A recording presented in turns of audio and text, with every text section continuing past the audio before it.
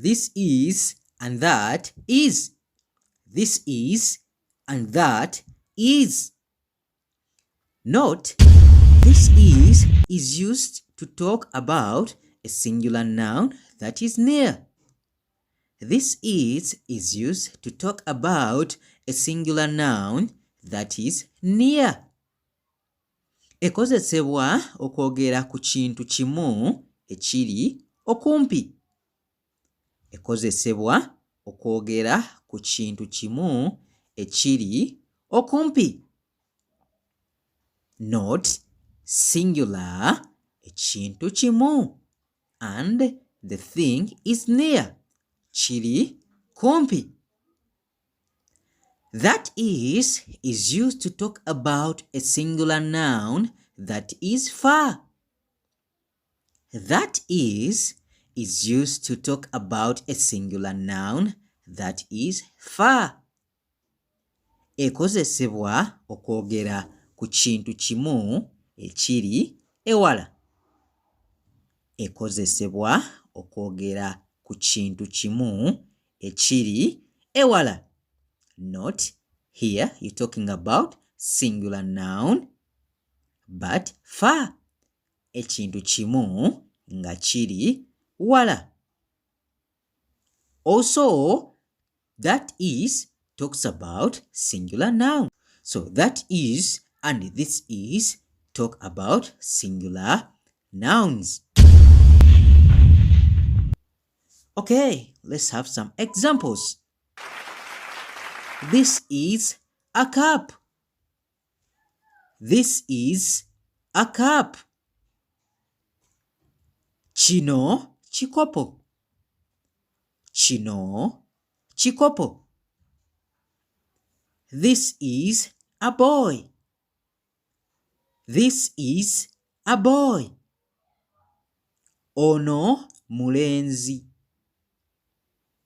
Ono mulenzi. This is a plate. This is a plate. Eno sowaani. Eno sowaani. This is an egg. This is an egg.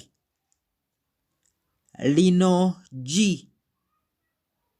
Lino G. Okay, let's have some examples using that is. That is a cup.